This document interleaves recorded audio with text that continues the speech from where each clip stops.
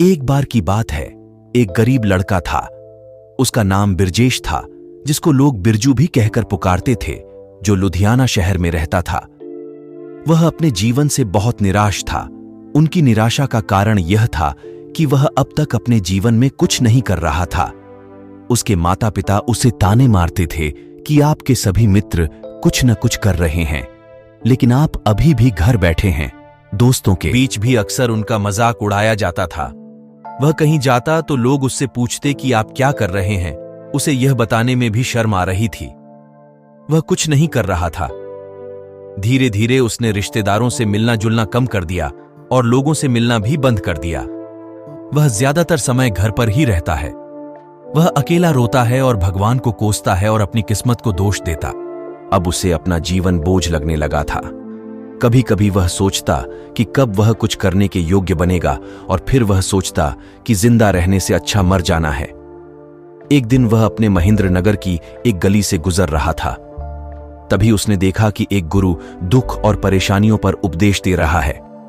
वह भी उसी भीड़ में सबसे पीछे बैठ गया और गुरु के प्रवचन सुनने लगा। वह कह रहा था, भाइयों, दुख एक शिक्षक की तरह है जो हमें जीवन की सच्चाई दिखाता है और हमें जीने का सही तरीका सिखाता है।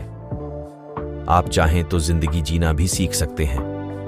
गुरुजी उपदेश दे रहे थे कि तुम चाहो तो कुछ भी हासिल कर सकते हो, और अगर चाहो तो एक कोने में बैठकर रो सकते हो।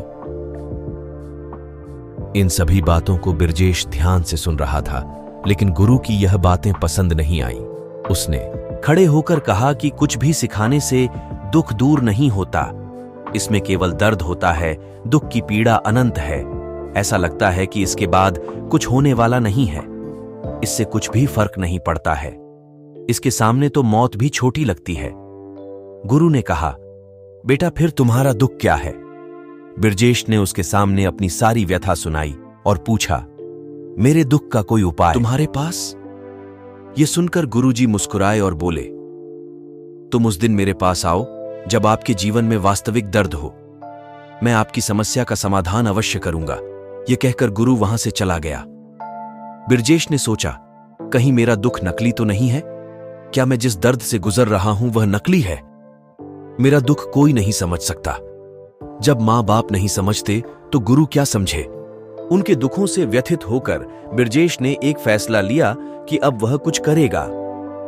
बिरजेश ने एक छोटा अपना काम शुरू किया, पर उसे सफलता नहीं मिल रही थी। लेकिन उसके घर वाले पूछते हैं कि क्या वह कुछ कोशिश कर रहा है? वह अपने व्यवसाय में लगा रहा और धीरे धीरे उन्हें सफलता मिलने लगी। फिर उसने गति पकड़ी और केवल 1 साल के अंदर ही वह एक बड़ा बिजनेसमैन बन गया। अब बिरजेश के आसपास ऐसे कई लोग थे जो उसकी परवाह करता था, जो उससे प्यार करता था। अब उनके परिवार के सदस्य भी उसकी तारीफ करते नहीं थक रहे थे। दिन ब दिन उसके मित्रों की संख्या बढ़ती जा रही थी। अब वह अपनी जिंदगी से बहुत खुश था। उनके कुछ दोस्तों ने उन्हें सलाह दी कि जब आप एक बड़ा बिजनेसमैन बनकर बहुत खुश हैं, तो सोचिए आपको कितनी खुशी होगी अगर आप इस शहर और इस राज्य के सबसे बड़े बिजनेसमैन बन जाते हैं। कितने लोग आपसे जुड़ना चाहेंगे, आपकी कितनी बड़ी ख्याति होगी, और स्वयं राजा भी आपसे दोस्ती करना चाहेंगे और जरूरत पड़ने पर ही आपसे पैसे उधार लेंगे। दोस्तों की यह बात सबल के मन में घर कर गई। अब वह और पैसे कमाने की कोशिश करने लगा, लेकिन उसे यह सब बहुत ही जल्दी चाहिए था। वह समय बर्बाद नहीं करना चाहता था। उनका अधिकांश समय इन चीजों को प्राप्त करने में गलाने लगा। इसलिए वह ऐसे काम करने लगा जो सही नहीं था। उसने बड़ा उधार लेना शुरू कर दिया। उसके दोस्तों से पैसे की मात्रा और अधिक मुनाफा कमाने के लालच में वह अपने माल में मिलावट करने लगा। उसने अन्य व्यापारियों के खिलाफ भी साजिश रची और उन्हें डराया धमकाया। जैसा उसके दोस्त कहते थे वैसा ही करता था। वह इन तरीकों से ज्यादा पैसा कमा रहा था, पर अब उसके जीवन में पहले जैसा चयन न था। उनके मन की शांति गायब हो गई थी और वह रात को सो नहीं पाता था। वह हंगामे में रहता था। वह सब कुछ पाकर भी उन्हें किसी चीज में सुख नहीं मिल रहा था। एक दिन बिरजेश अपनी गाड़ी में कहीं जा रहा था।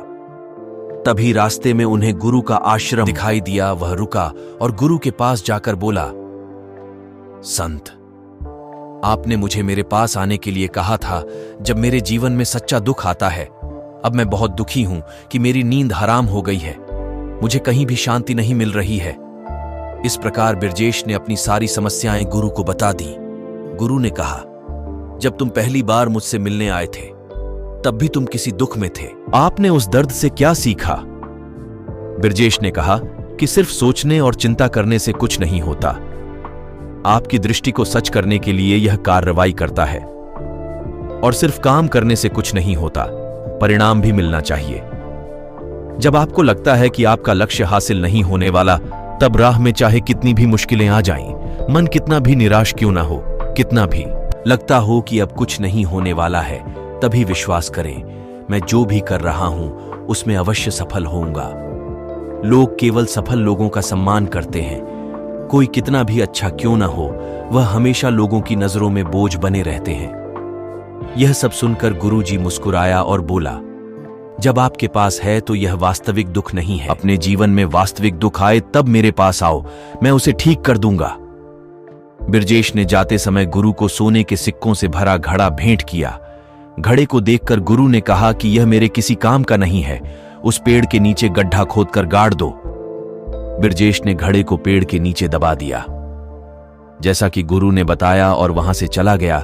कुछ दिनों से कारोबार ठीक चल रहा था, लेकिन व्यापार के गलत तरीके के कारण धीरे धीरे उसे व्यापार में घाटा होने लगा। उसकी सारी दौलत धीरे धीरे खत्म होने लगी, और एक दिन ऐसा भी आया जब उसके पास कुछ भी नहीं बचा और उस पर कर्ज का बोझ चढ़ गया था। परंतु वह निश्चिंत था, क्योंकि उसने अपना सारा कर्ज अपने दोस्तों से लिया था। उसने सोचा कि उसके दोस्त बुरे वक्त में उनके साथ खड़े रहेंगे, लेकिन ऐसा कुछ नहीं हुआ। जैसे ही बुरा वक्त आया, दोस्त पहले उससे कर्ज मांगने लगे। अगर उसने कर्ज नहीं लौटाया, उन्होंने उसे जान से मारने की धमकी भी दी। उनके सभी शुभ चिंतक और प्रियजन उससे दूर हो गए। उसके दोस्त, जो उसके साथ मस्ती किया करते थे, अब उससे दूर भाग रहे थे। उसका परिवार उसकी गलतियां और कमियां गिनने लगा। उनकी सारी संपत्ति नीलाम कर दी गई और उसके पास कुछ भी न बचा। जब उसने अपने पिता से मदद मांगी, पिता ने कहा कि मेरे पास थोड़ी सी संपत्ति है, मैं तुम्हारी मां को क्या कहूंगा अगर मैं तुम्हें दे दूं। यह संपत्ति हमारा अंतिम उपाय है। बिरजेश के मन में गहरा दुख छा गया। उसके आसपास कोई नहीं था जो उनके दुख को समझ सके, जो उसे संभाल सके। जनता के इस विश्वासघात के कारण वह अंदर से टूट चुका था। वह सोचने लगा कि अब जीने का क्या मतलब है, अब मौत ही मेरा सहारा है। वह आत्महत्या करने के लिए पहाड़ी पर जा रहा था। तब से उसे याद आया कि उस शिक्षक ने उससे कहा था, मेरे पास आओ जब तुम्हारे जीवन में वास्तविक दुख हो। बिरजेश फिर गुरु के पास गया और अपनी सारी व्यथा सुनाई। आंखों में आंसू लिए उसने कहा, हे गुरुजी, मेरे दुख का निवारण कीजिए। गुरु ने कहा, जब जीवन में असली दुख होता है तब मेरे पास आ जाना, मैं इसे जरूर ठीक करूंगा। बिरजेश ने कहा कि यह क्या हो रहा है, मेरी जिंदगी में अभी दुख नहीं है, तो आखिर असली दुख क्या है? गुरुजी ने सबसे कहा कि पहले आप मुझे बताओ, आपने अपने दुख से क्या सीखा?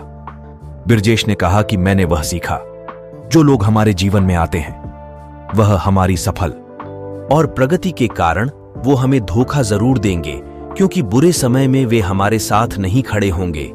वे अच्छे समय में ही हमारा फायदा उठाएंगे और बुरे समय में हमें छोड़ देंगे। उन लोगों पर ही भरोसा करें जो हमारे बुरे समय में हमारे साथ खड़े रहते हैं। लेकिन ऐसे लोग बहुत कम होते हैं, लेकिन जिनके पास है उन्हें उनकी सराहना करनी चाहिए, उनका अपमान नहीं करना चाहिए। मैंने कभी भी किसी के खिलाफ साजिश नहीं रखना चाहिए। अपना काम ईमानदारी और धैर्य से करें और कभी लालची मत बनो। अपने सारे दुख दर्द और अनुभव बयां करने के बाद बिरजेश गुरुजी के सामने आंखों में आंसू लिए बैठ गया। कुछ देर बाद साधु उठे और पेड़ के नीचे एक गड्ढा खोदा और घड़ा निकाल लिया, जो सोने के सिक्कों से भरा हुआ था। उसने बिरजेश को देकर कहा, मेरे पास आओ जब तुम्हारे जीवन में वास्तविक दुख हो। बिरजेश ने अपने शिक्षक को धन्यवाद दिया और उसे प्रणाम करके चला गया। उस पैसे से उन्होंने एक छोटा सा व्यवसाय शुरू किया। अब वह छोटा व्यापारी बनकर भी खुश हैं। उन्होंने पूरी लगन और ईमानदारी से कारोबार किया। जल्द ही वह अपने शहर का एक बड़ा व्यापारी बन गया।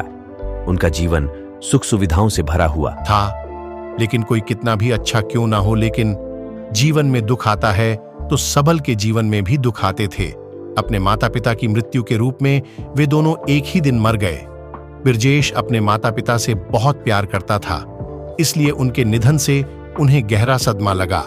वह शवों को ले गया, दोनों को श्मशान घाट ले गया, जहां अंतिम संस्कार किया गया। वहां उसने अपने माता पिता का शव जलता हुआ देखा तो उनका मन बेचैन हो उठा। उसके मन में कई सवाल उठने लगे। वह घर वापस आ गया, इसलिए उसने अपने माता पिता के घर और संपत्ति को देखा, जिसके लिए उनके पिता हमेशा लड़ते रहे। आज जो छूटा पड़ा है, जिन्होंने इसकी देखभाल की, इसके लिए लड़ने वाले इस दुनिया से चले गए। उसके पिता ने जो कुछ कमाया वह सब यहीं रह गया। एक दिन पहले तक उसके पिता मारपीट करते थे किसी के साथ उसकी संपत्ति के लिए। आज वो खुद इस दुनिया से चले गए। उसका मन ऐसे अनेक विचारों के बवंडर में था। वह अंदर से अकेला और डरा हुआ महसूस कर रहा था।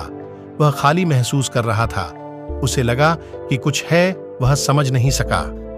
इसलिए वह गुरु के पास गया। उसे देखकर गुरुजी ने कहा, क्या जीवन में कोई दुख है? बिरजेश ने कहा, वैसे तो जीवन में कोई दुख नहीं है, सब कुछ अच्छा चल रहा है, लेकिन आज मेरे माता पिता का देहांत हो गया है। मैं इस घटना से बेहद दुखी और परेशान हूं। गुरुजी ने कहा, इसमें दुखी होने की क्या बात है? एक दिन सबके अपनों को मरना है। कोई न कभी जिया है और न कभी रहेगा। एक दिन तुझे भी मरना है। शायद तुम कल ही मर जाओगे या आप आज भी मर सकते हो। ने कहा, वैसे तो जीवन में कोई दुख नहीं है, सब कुछ अच्छा चल रहा है, लेकिन आज मेरे माता पिता का देहांत हो गया है। मैं इस घटना से बेहद दुखी और परेशान हूं। गुरुजी ने कहा, इसमें दुखी होने की क्या बात है? एक दिन सबके अपनों को मरना है। कोई न कभी जिया है और न कभी रहेगा। एक दिन तुझे भी मरना है।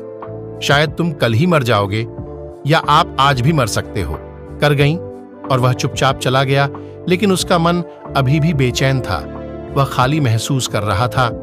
वह सारा दिन अपने बारे में ही सोचता रहा कि वह कौन है, वह इस दुनिया में क्यों आया है। क्या जीवन का लक्ष्य केवल चीजों को खाना और मरना है? ऐसे कई सवाल उसके दिमाग में लगातार उठ रहे थे, लेकिन उन्हें अपने किसी भी सवाल का जवाब नहीं मिल रहा था और उसका दुख दिन ब दिन बढ़ता ही जा रहा था। इसलिए कुछ दिन बाद वह फिर से गुरुजी के पास पहुंचा और बोला, हे स्वामी, मैं बहुत दुखी हूं, क्योंकि मैं यह नहीं जान पा रहा हूं कि मैं कौन हूं और मैं इस दुनिया में क्यों आया। यह सुनकर गुरुजी मुस्कुराए और बोले, आज आपके जीवन में पहली बार सच्चा दुख उत्पन्न हो गया है। यह वास्तव में दुख कहलाने के लायक है। हम नहीं जानते कि हम कौन हैं, हम क्यों आए हैं, क्या करें। गुरु ने कहा कि हम सभी इंसान हैं, जीवन भर संग्रह करते रहते हैं। बिरजेश ने कहा कि सभी इंसान जीवन भर धन, सम्मान, परिवार, प्रतिष्ठा, मित्र, शत्रु आदि जमा करता है। गुरु ने पूछा, क्या हम एकत्रित की गई चीजों में से कुछ भी अपने साथ ले जा सकते हैं? बिरजेश ने कहा, कोई भी इंसान अपने साथ कुछ भी नहीं ले जा सकता, वह सिर्फ अकेला ही जाता है। मेरे माता पिता भी अपने साथ कुछ भी नहीं लेकर गए। सब कुछ धन, संपत्ति, वैभव, सब कुछ यहां पर छोड़कर गए। शिक्षक ने कहा, अब मेरी बात ध्यान से सुनो। इस संसार में हमें जो संग्रह करना चाहिए वह हम नहीं करते। चीजें हमारे सामने होती हैं, लेकिन हम उन्हें देखने की कोशिश नहीं करते। हमें इस दुनिया में जो कुछ भी इकट्ठा करना है वह हम खुद हैं। हमें खुद को जुटाना होगा ताकि जब हम मरें तो हम एकजुट हो सकें, और खुद को पहचानने में सक्षम होने के लिए हम अंदर बंटे हुए हैं। हम प्यार, नफरत, गुस्सा, ईर्ष्या में बंटे हुए हैं। क्रूरता, धन, स्थिति, प्रतिष्ठा, सम्मान, पहचान, धर्म, जाति, सैकड़ों हजारों ऐसी चीजों और इच्छाओं में हम विभाजित हैं और टुकड़ों में जीवन जी रहे हैं। इस विभाजन के कारण हमारी चेतना कभी एक नहीं हो सकती। हमारी चेतना शक्ति बिखरी हुई है, इसलिए हमारे पास इतना समय नहीं है, इतनी ऊर्जा नहीं कि हम मुड़ सकते हैं और अपने भीतर देख सकते हैं। वास्तव में धन, सम्मान और सुविधाओं का अभाव, लोग इसे दुख समझते हैं और जीवन भर के लिए जो दुख कहकर रोते रहते हैं। इसलिए इन सबसे परे, यदि आप अपने दुखों का अंतिम समाधान चाहते हैं तो सबसे पहले खुद को समेटो। इस दुनिया से अपनी ऊर्जा वापस ले लो और इकट्ठा करो। अपने आप पर ध्यान केंद्रित करो, स्वयं पर ध्यान दो। अपने मृत्यु से पहले अपने आप को जानने की कोशिश करो, बिखरो मत। सबल ने कहा, तो गुरुजी, क्या हम इस संसार को छोड़ दें? हमारी सभी इच्छाओं को मार देना चाहिए। किसी से प्रेम नहीं करना चाहिए, धन संग्रह नहीं करना चाहिए। शिक्षक ने कहा कि भावनाओं और इच्छाओं ऐसे बिखरे हुए मनुष्य में से निकल आओ, जैसे कोई पत्थर पहाड़ से गिरे जिस पर पर्वत का कोई वश नहीं है सिवाय देखने के। परेशान होना और कुछ खोना, वैसे ही बिखरे हुए मनुष्य की इच्छाएं बेकाबू और दर्दनाक हैं। उसका अनियंत्रित मन इच्छा करता रहता है और कल्पना करता रहता है और यह दुख देता है। लेकिन जब एक व्यक्ति अपने मन को एकत्र करता है तो वह जो कुछ भी करता है वह उसके नियंत्रण में होता है। फिर उसकी इच्छा से इच्छाएं भी उत्पन्न होती हैं। सबल ने कहा कि आपने मेरे असली दुख का समाधान कर दिया। आपका बहुत बहुत धन्यवाद। अब से मैं खुद को समेटने, खुद को तराशने की कोशिश करूंगा। गुरुजी ने कहा कि मानव शरीर में बहुत ऊर्जा और शक्ति है, लेकिन यह फालतू के कामों में बंटा हुआ है, बेकार की बातों में लगा हुआ है। यह एक बहुत ही शक्तिशाली मशीन की तरह है, एक बच्चे के हाथ में रखा जा रहा है और वह बिना सोचे समझे अपनी शक्ति बर्बाद कर रहा है और बिना किसी नियंत्रण के। इसीलिए इस शक्ति पर ध्यान दें, अपनी चेतना, और इसे इकट्ठा करें। सबल को अपने प्रश्नों का उत्तर मिल गया। उसने अपने गुरु का शुक्रिया अदा किया और चुपचाप चला गया। दोस्तों, उम्मीद है आपको यह कहानी पसंद आई होगी। अगर आपको यह कहानी पसंद आई हो तो अपने दोस्तों और परिवार के साथ जरूर शेयर करें।